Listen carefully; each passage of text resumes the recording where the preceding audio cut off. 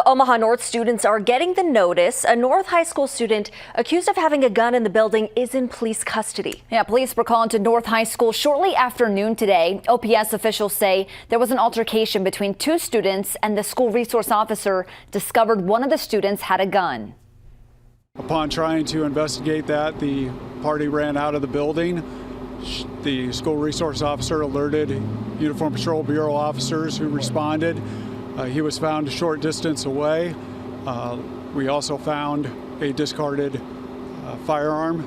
At this point, that party's been taken into custody and be charged with possession of a firearm on school grounds, which is a felony charge.